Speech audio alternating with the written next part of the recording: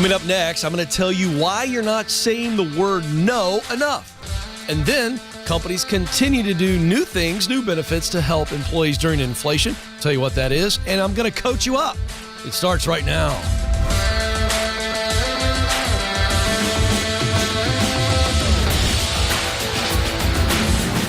Helping you win at work and in life. This is the Ken Coleman Show. I'm Ken. I'm going to tell you why you're not saying no enough. How many of you, come on right now, how many of you're going, oh, I need to hear this. Oh my gosh, I got so many plates I'm spinning. I can't keep doing it, can't help me. I've been there. I'm going to set you free. I'm going to teach from my own journey here because I need to confess something as we launch out in today's show. Well, let me do it the fun way. Hi, my name's Ken, and I'm a recovering people pleaser. Recovering people pleaser. How do I feel like Nathan, the director's got something on the screen happening. Hi, my name's Ken. I could see him moving over towards the keyboard. He's always got something a little snarky going on there, and I love it. Hi, my name's Ken. I'm a recovering people pleaser. This is the core problem here to why you aren't saying no enough. It gets down to this. You're afraid of disappointing someone. Come on. Let's just all own this together. We're all broken human beings. We're not perfect. And boy, oh boy, those of us people pleasers, boy, we have a real hard time saying no. Because the very act of saying no, even when we know it's right, we feel like we are letting someone down, disappointing someone. Fun fact. Hi, welcome to People Pleasers Anonymous. You're safe here. I get it. I still struggle with this, and I'm just going to tell you point blank. I feel as though if I say no to somebody who asked me to do something, either that's something that could help them, or in some way assist them, and I know I can't do it. I know I shouldn't do it because of other commitments, or maybe I can't do the job they think I can do. I mean, let's just be real here, folks. I feel like, oh man, I'm such a jerk. I don't want them to think I'm a jerk. So I'm going to say yes. Now watch what happens. Okay? When I say yes because I'm worried about being a jerk or letting somebody down, I'm putting myself in a position to actually let them down because I've put too much on my plate. I can't keep doing it. Back to the plate, catching plates falling off the shelf that I opened the show with. Think about that. Catch this plate. Yes. Catch this plate. Yes. Or it's actually, yes, got to catch a plate. Yes, got to catch a plate. Yeah, I got to catch a plate. And at some point, my ability to catch a plate is hindered. What happens? When I don't catch the plate is dropping. It breaks. I've now disappointed the very people that I didn't want to disappoint. It's a trap, is my point. It's a vicious cycle. So the reason that you are not saying no enough, and by the way, this isn't just a professional application. This is personal as well. The reason you're not saying no enough in your life is because you're afraid of disappointing someone. It's all fear. And as a result, you are limiting your growth. When I say yes too much, I am actually stunting, limiting, stopping my growth because I've now lost focus on what I need to be focusing on. I'm focusing on pleasing everybody instead of being who I'm supposed to be. I'm all about pleasing and I'm not about purpose. Am I stepping on some toes today? Yes, my own. So what do I do? What do I do? I'm going to tell you, but I want you to see several other results that I think can happen beyond stunning your growth. Number one, burnout. Number two, distraction. And number three, you have no priorities. Let me say that again, because this is the destructive side of never saying no. Burnout, distraction, and zero priorities. Yeah, you can't have 50 priorities. Once you get that many priorities, you don't have priorities. What you have is a unsustainable list. What you have is a stress list. Ugh, I look at it. How am I going to do it all? I can't do it all. Help. So I want to set you free to say no. So how do I say no? By knowing what my yeses need to be. So when I know what my yeses are, anything else becomes a no, thank you. I'm so sorry. I can't do that. So we got to know our yeses. And what I mean by yeses is priorities. These are my yeses. Yes to my wife, Stacy. Yes to my 3 kids. Yes to my job. Yes to my producer, Alex. Yes to my brand leader, Damon. Yes to anybody on my team that is working with me on our overall strategy. The answer is yes. So I've got some clearly defined yeses. Now, anything that's not in those buckets of yeses are easy no's. Here we go. Give you some ideas what to say yes to for you. What brings you joy personally and professionally? What brings you joy? I'm just trying to keep this real simple so that you can kind of really free flow this. And this is an exercise. I really recommend you writing this stuff down. What brings me joy personally and professionally? Those are my yeses. So if it doesn't bring me joy, hey, watch, it's a no. Number 2, what are my priorities? Non-negotiable, what are my priorities? Now, this is very seasonal, so understand the priorities that I had in my personal and professional life 10 years ago are pretty different than they are now. And so understand the joy thing is joy is relationship joy, and then what we call passion and mission in our work. That's joy. They give me joy. So those are priorities. All right, but now we talk about, joy. So now we talk about priorities. This is what has to get done. This is urgent, timely, relevant to my life right now.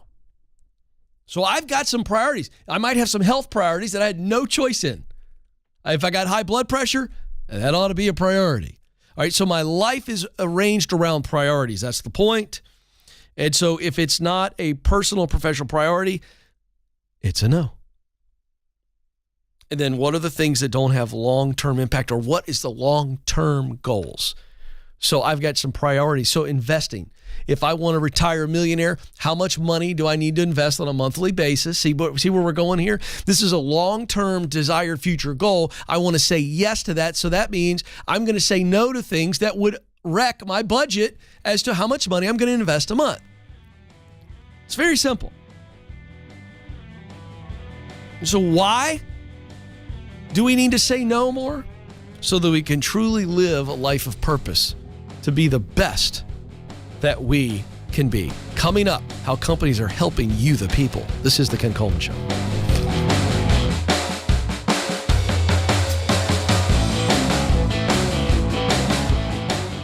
You were created to fill a unique role in and through your work. Now, some of you may be going, I have no idea what that is. Some of you may be saying, I know what I want to do, but I don't know how to get there. I felt all of those emotions. I've been where you are, and I can tell you, there's hope. That's why I wrote the book, From Paycheck to Purpose. You can make the income you want and the impact that you desire, and I know that you have what it takes.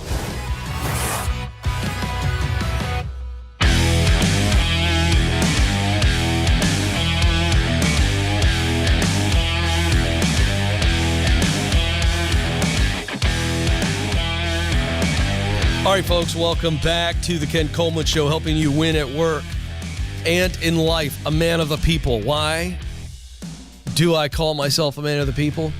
Because I believe, number one, that you are uniquely made, and thus you have a unique role in your work, not just in your relationships, but in your professional life. that you are supposed to fill. In other words, there are people out there that you could uniquely impact, and if you don't, you're doing them a disservice. In fact, this idea of working on purpose and discovering that unique role in the dream job, it's not about us.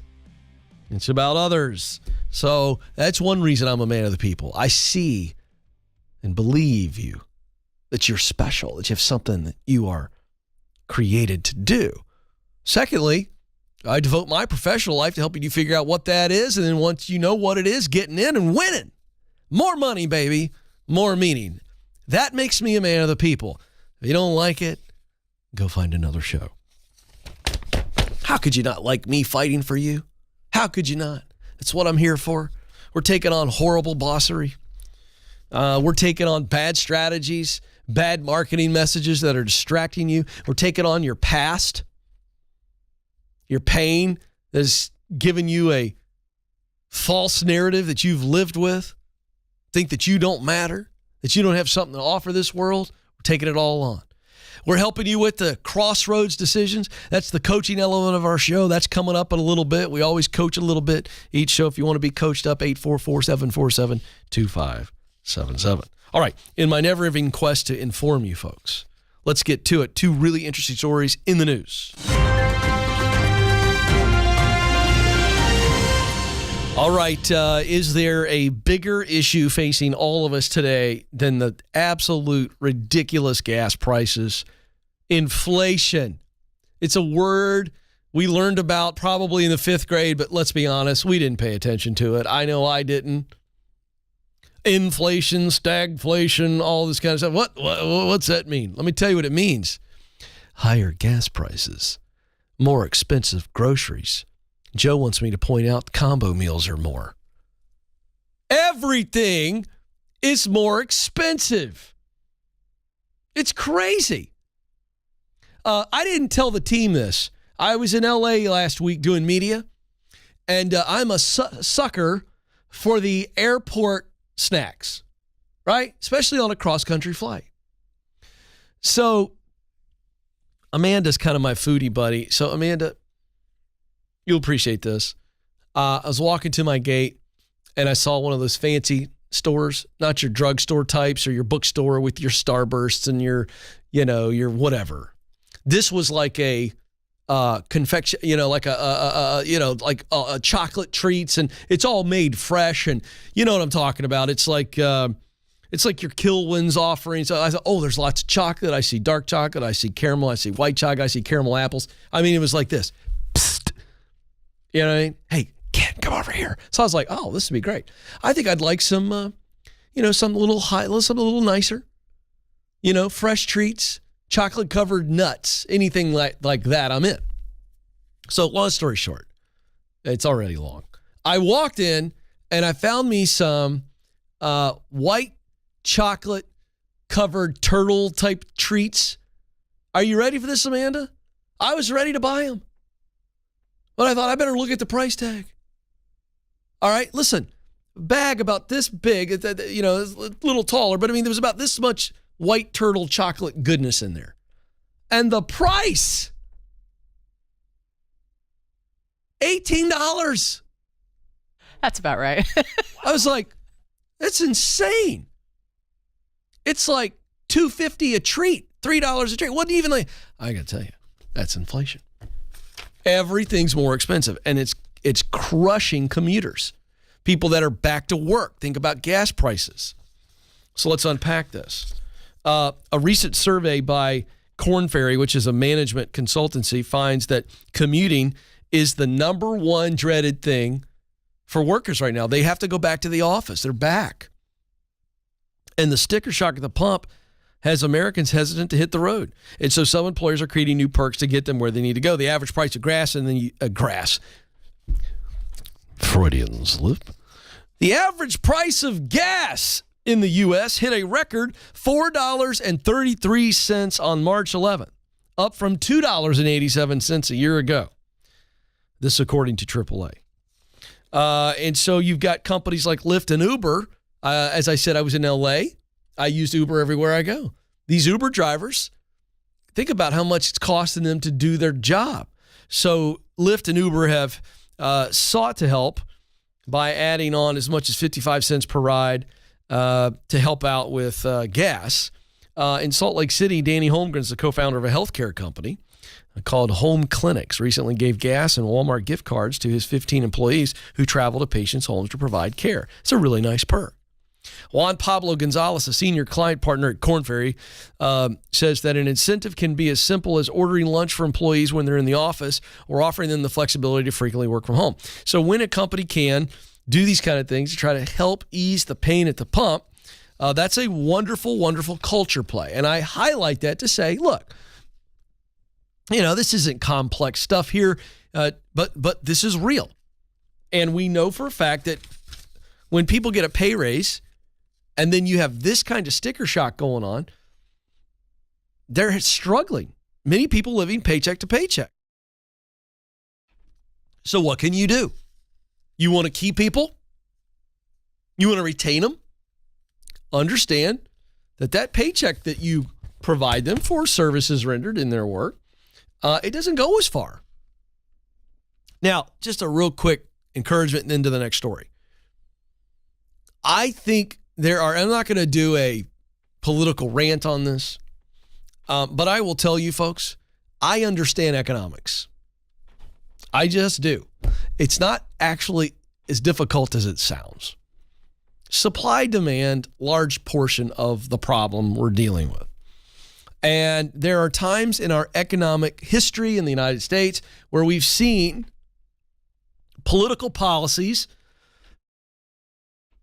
affect inflation. But sometimes you have these crazy things that happen, like a pandemic, that set into motion a lot of things that are driving this inflation. So regardless of your politics, my point is, this is going to cycle out.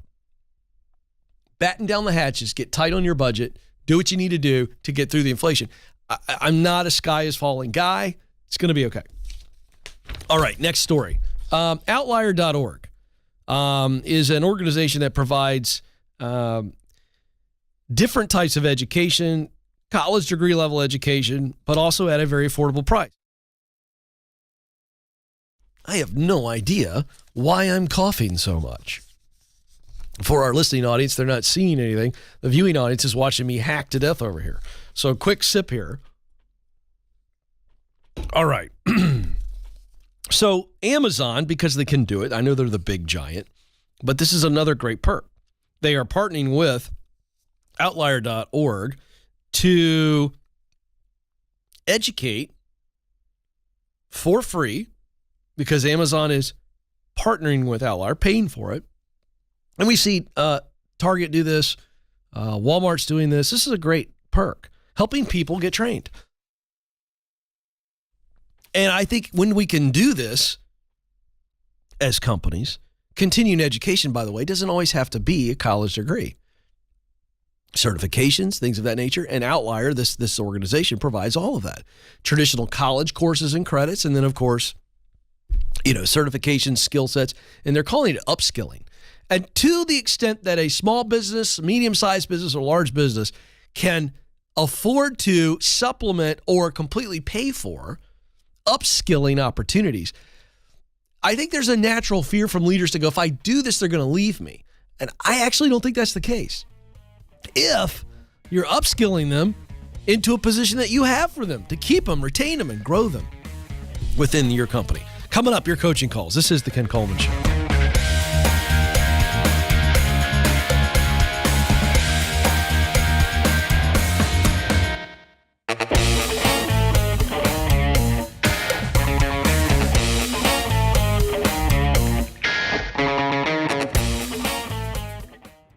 Are you wondering if you should leave your current job or stay put? Well, you're not alone. That's why we created the Should I Quit My Job quiz. In just 5 minutes or less, this quiz will help you determine if you're at the right company and if you're in the right role. And if you need to make a move, you'll get practical steps to keep you moving forward. Folks, it's time to get unstuck. Life is too short not to do what you were created to do. Go take the quiz right now at kencoleman.com/quiz.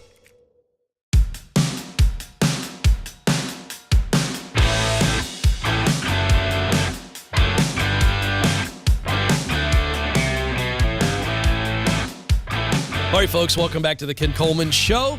Thrilled to have you with us.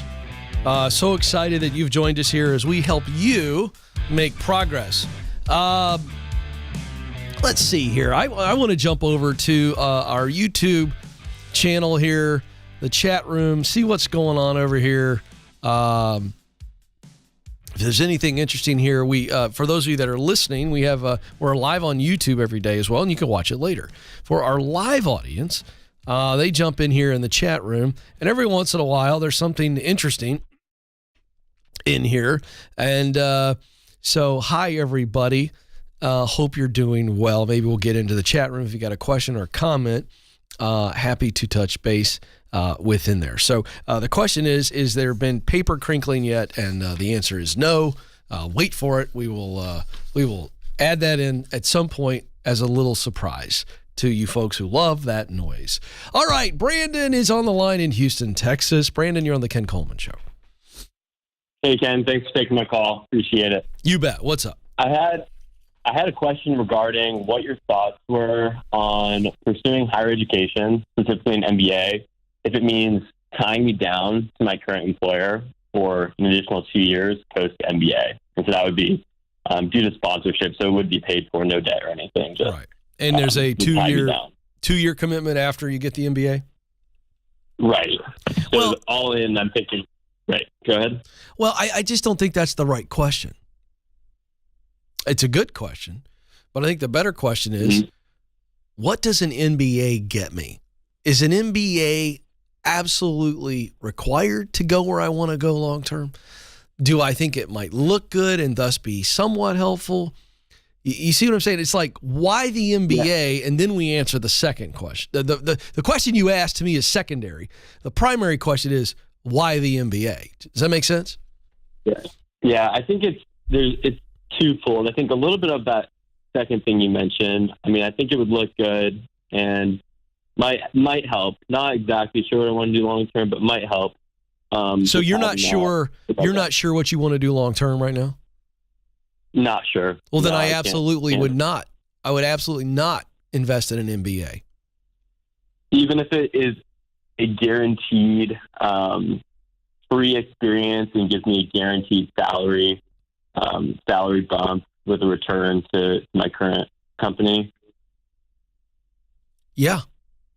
Do you understand why? Okay. But I want you to push back on me. Like you asked the question, Ken, should I get an MBA if it's going to require me to stay with my current company for 2 more years? That leads me to believe you're doubtful about it yourself because you don't know if you want to stay with them longer. Am I right? You're right. I definitely, it's a matter of, so going through application to 2 years MBA to 2 years post MBA, it's just 5 years, 5-6 years. That's a long time into the future. So I know. It's tough.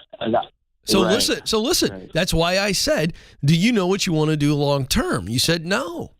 So I'm not going to pursue an MBA, which is all this time. Plus, it limits me for a 2-year period. I am totally limited. I cannot leave. Yeah. Yes, no, you're going to sense. get a raise, but if you follow that logic out, well, Ken, if I get because you said, well, even if it gives me a raise, well, that's basically acting like you can't get a raise without the MBA, number one, and that's internally. But number two, if I leave and I go externally, I can get a raise. True or false? Is that a possibility? No, that's definitely true. So my point is, you were saying that you think the MBA will look good in the future, but we don't even know what the future is we're pursuing. And I would submit to you that when I meet somebody and I find out they have an MBA, I don't all of a sudden go, oh, well, now I think more highly of you. Is it something that is impressive? Of course. But I don't think anybody gives a crap, to be honest with you. Yeah. Now push back. I'm thinking. Push back on me. Yeah. Well, yeah. No. So 2 things. One is I'm thinking where I want to exit is one day is something in corporate strategy, hopefully for either a startup, big tech, who knows. But I do think that having that MBA is necessary from a high profile school is where I'd want to go, or where the only situation where I think it'd be worth it. Okay. But I do think that that's very helpful to getting your foot in the door. So that's one thing. Two is I wonder if you see any merit in that NBA kind of be used as like a 2-year break, honestly. A 2-year what? On a 2-year break to some extent from kind of the corporate grind, which I feel like I've been in for a little bit. Oh, so you think that getting the MBA is a 2-year mental break because the company's going to pay you while you study full time? A little bit. I mean, I think it's a 2 years where I'm not working full time. Are they paying you? And I'm geared. Not paying me a salary. No, there'd be a living stipend, but it'd be fully sponsored. No cost of tuition or anything like that. I'd probably have some expenses, but I would have more than enough money to save up to pay for things like food, I guess.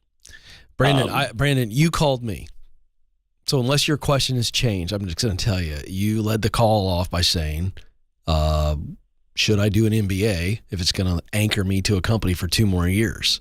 Now you've shifted into, well, it's going to give me a 2-year break, man. Kind of chill out a little bit. But your finances are changing dramatically. You're not going to make as much money. I don't see it. Now, listen, at the end of the day, you said you think this MBA is going to help you long term. So if you believe that, I'm not going to try to talk you out of it. So there you go. Okay. But you've kind of talked in circles. Now it's all about, well, it'd be kind of a nice 2-year break. You got a plan to take care of yourself financially? Yes or no? Yes. Okay. I wouldn't do it, but you were worried about being anchored to that company. So understand that you are now going to have to work for them. Okay. And put in your time. And if you're okay with that, that's fine. And if you've got a plan to financially support yourself while you're doing an MBA program for 2 years, great. I don't see anything wrong with what you're doing, is my point. If that's what you want to do it. I would not do that. I would not do it. But let me tell you why. So if anybody that's new to the show, Brandon's a sharp guy. He's going to be successful. Nothing in this phone call makes me go, oh, that's boneheaded. I wouldn't do it because, folks, let me tell you why. I am a person, this is how I'm wired. So you don't have to be wired this way. But I'm not going to spend any time, whether it's paid for or not, on a degree that I don't absolutely know that I need. He believes it'll help him. That's good enough for me. It's paid for, so I like the fact that he's not going into debt. But I wouldn't do that. And I also would not take 2 years off. That's just 2 years where I could be working and busting my butt as well. But I'm old school, and I'm realizing that I'm older and older and older school. But Brandon, you're a sharp guy. I don't see anything here that concerns me. I hope I have given you my opinion clearly, and I want you to do what's best for you. And that's how I'm always going to fall on this. I'm just always going to fall on this. Gary Spratt in the chat room says, Ken, get yourself some Mucinex. It'll help you hack it up. Thank you, Gary. I appreciate that. I don't think I need Mucinex. I just think that the allergies are a little thick these days. And I'm spending a good amount of time out on the golf course. So it's just all over the place. And, it is what it is. And I will also tell you all I am a frequent cigar smoker. 2 to 3 times a week this time of year. And I think that could have affected me last night, Joe. You know what I mean? The late night cigar. Joe's not a fan. Hurts the voice. Yeah, Joe's always looking out for me. Oh, a dollop of honey in today's tea, according to Joe. And call him in the morning. Don't move. More of your calls coming up. This is the Ken Coleman Show.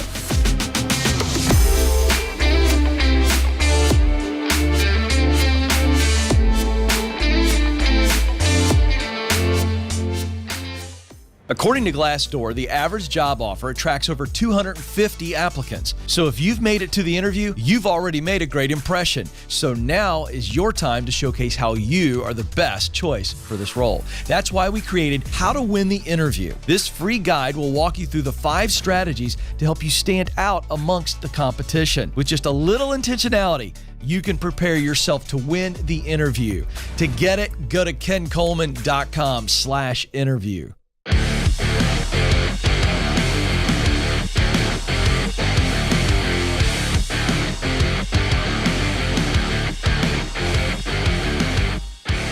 All right, folks, welcome back to the Ken Coleman Show. Thrilled to have you with us. We are coaching you up.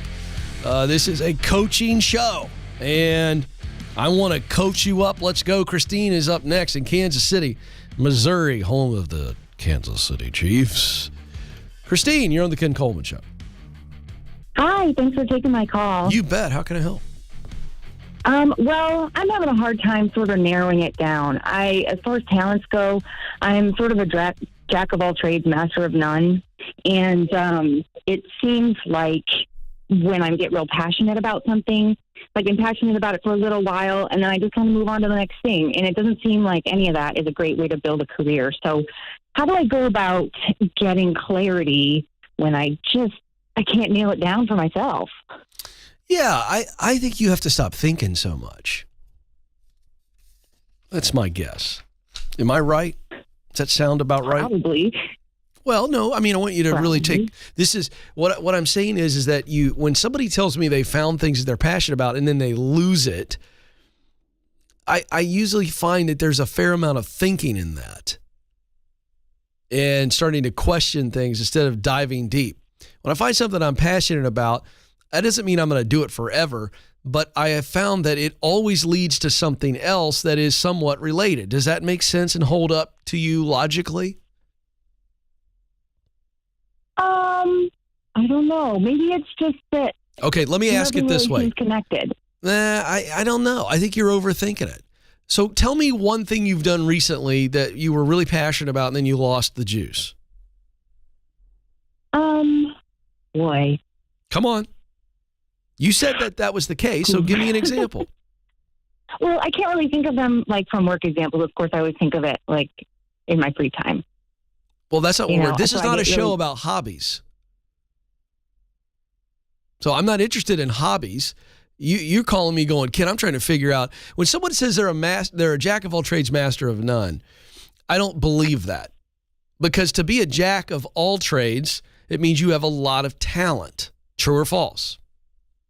Well, talent at a 50% level, though, is the thing. Nah. Like, I'm proficient, but I'm not great. Okay, let's do it this way, Christine. I've got to break through to you, and I may not be able to. So far, I'm not able to. So I need you to stop thinking. I need you to start answering the questions from your heart. Ready? Here we go.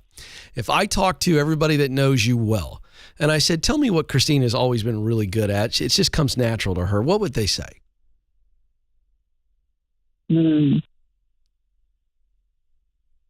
Technology? Okay, what else?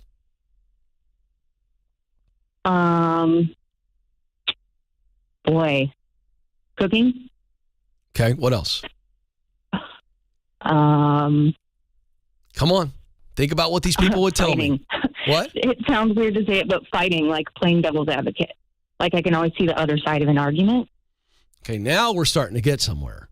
So you're a really good communicator, analytical thinker, true or false? Yeah. Okay. All right, let's just switch gears. What have you wondered about in the last year, 6 months, 6 days? A type of work that if you didn't have any limitations, you think, I'd like to try that. Answer that question. The answer's already on your head. Say it. Something in real estate. Why? Don't think. I really like the history aspect of it. Like, I like tracing the history of real estate, which I realize sounds a little weird. So I've kind of thought about like title research. Okay, great. Have you ever talked to somebody who is successful as a title researcher? No. Okay, that's your homework assignment. Now, we're starting here. You are an overthinker, overanalyzer, true or false? True. Yes. So we found title researching. And so what we're going to do is practice the proximity principle. It says, in order to do what I want to do, I've got to be around people that are doing it and in places where it is happening. So I want you to go to the courthouse or meet somebody that knows somebody that knows somebody that's a title researcher. I want you to buy their lunch, do a Zoom call, do a phone call, whatever. And I want you to do a old school, high school term paper on everything about title researching. That's called Clarify and Verify. And you're going to learn everything about it, and then your heart's going to tell you whether or not that still intrigues you or not. Do you understand my homework assignment? I do, but if I decide that wait, about, what do I do then? There you go. You just started thinking again. I gave you a very clear homework assignment, did I not? Yes. And you've already started going, but what if? Here's the deal. You repeat the process. Repeat the homework assignment based on something else. Hang on the line. I'm going to give you my Get Clear Career Assessment and From Paycheck to Purpose, which will really help you. This is the Ken Coleman Show.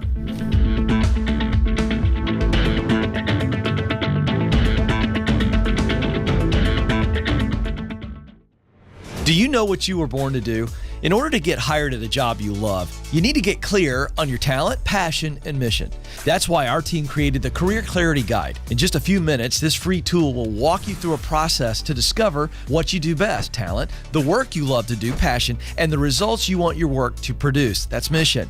Then you're going to feel way more confident throughout the job search process. To get started, go now to kencoleman.com/clarity.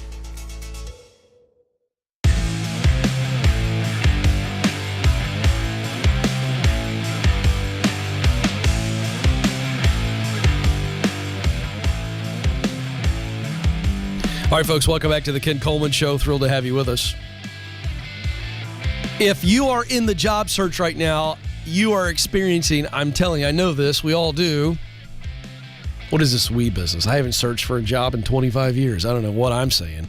Those of you that are out there searching, it is full of anxiety, rejection, frustration. It's just a yucky process. That's why I endorse ZipRecruiter. #1 job site in America. It's free to you because companies pay them for you, the talent. And here's why I endorse them, beyond it being free and effective. It's super, super enjoyable and easy for you. One click on a profile, get it all set up, and they will send you jobs that they think are a fit for you. You can apply with one click. And oh, by the way, when that's not happening, know that you're going about your day and they're out there searching for great gigs that might be a fit for you. And then you've got a filter. Is it on purpose? Does it allow me to spend 75% or more of my day using what I do best, my talent, to do work I love, passion, to produce results that matter to me, mission? That is your filter. And that's how you can know if this is a sweet spot gig for you. ZipRecruiter.com. ZipRecruiter.com. Okay, Mantis Cyber XVS1. Worst chat name ever. I mean, that's what you came up with? Having a little fun, though. It's okay. You be you. Says, Ken, you put too much pressure on these callers when you ask that question. No, I'm not putting too much pressure. You know why?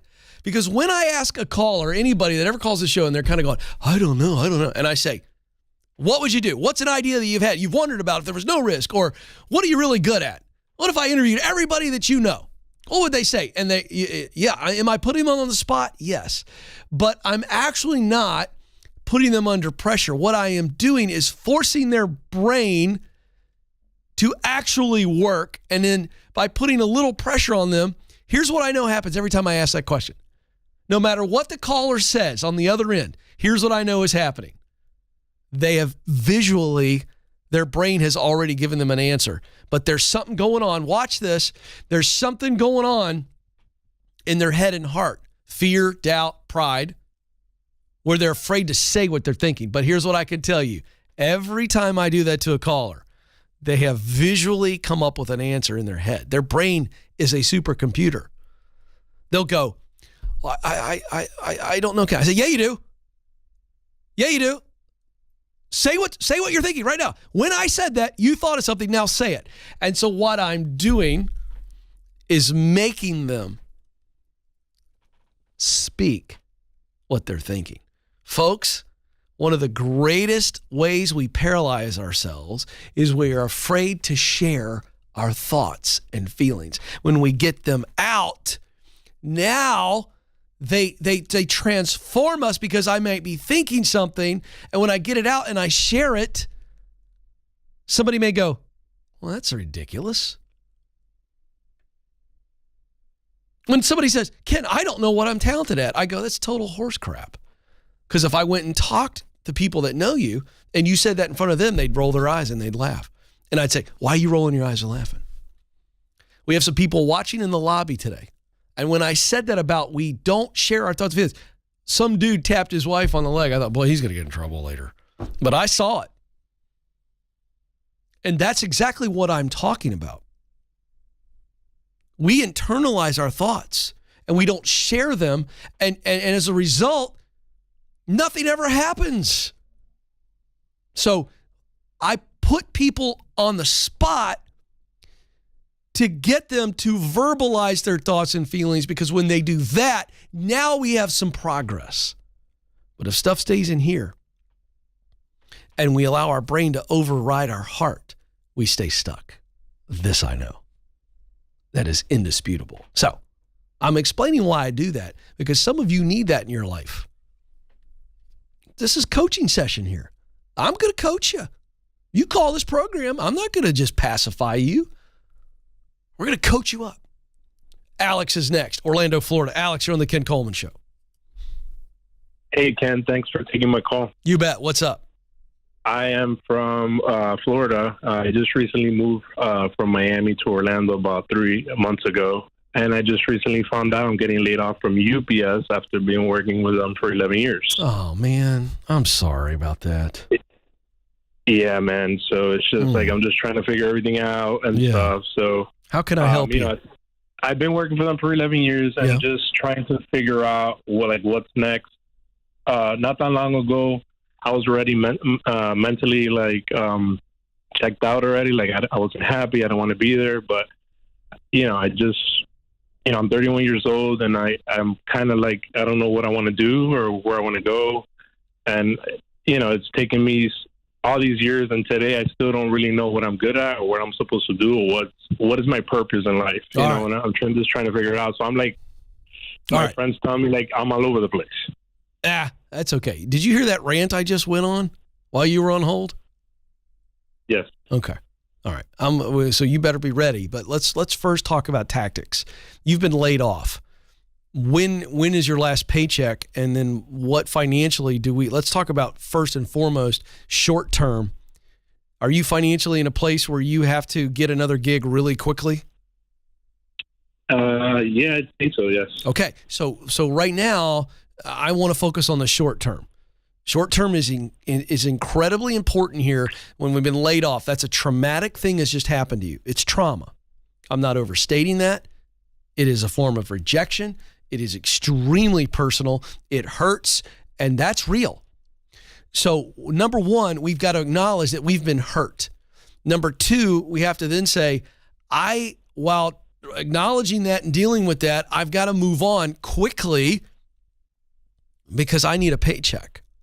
So the first thing I'm going to tell you to do is let's go get another job, call it day job, that allows me to make the same amount of money I've been making or a little bit more, and this is going to give us a bridge to the future. It is all about stability. Do you understand what I'm saying? Yes. So if you got to go drive for FedEx or drive for anybody else, because let me tell you what I do know. I'm looking at this economy. I'm looking at jobs. One of the top holes in the job economy right now where companies need people are drivers. The supply chain is hemorrhaging. You've got 11 years driving for the big brown truck. That's impressive. Yes or no? Well, no, I wasn't a driver. Oh, I'm sorry. I apologize. No. I don't know where I made that jump. But let me tell you this. You can drive, can't you? Yes. Go get a job. What were you doing for UPS?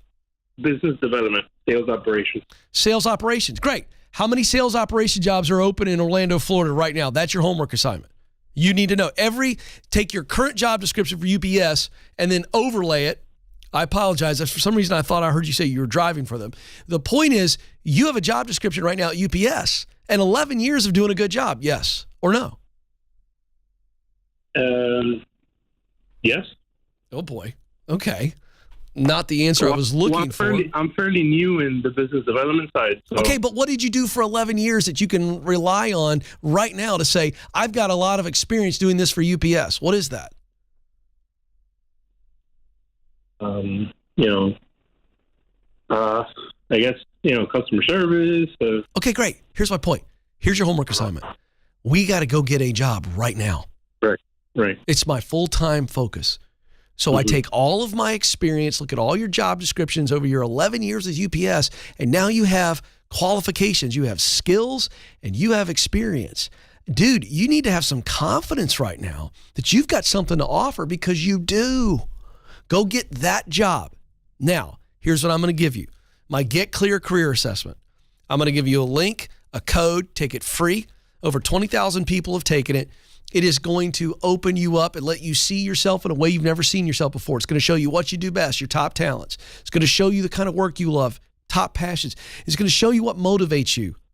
What results do you want to create in this role? Take the assessment, please. When you get your purpose statement and your detailed report on your talents and passions and mission, then I want you to treat that purpose statement as a high-level job description, and it's going to show you multiple types of work that will give you meaning and also allow you to make a lot of money. I'm also going to give you my best-selling book, From Paycheck to Purpose, which is going to guide you to the mountain. This is the Ken Coleman Show. Press on. Thanks for listening to the Ken Coleman Show. For more, you can find the show on demand wherever you listen to podcasts and watch the show on YouTube. You can also find Ken across all social media by following @Ken Coleman.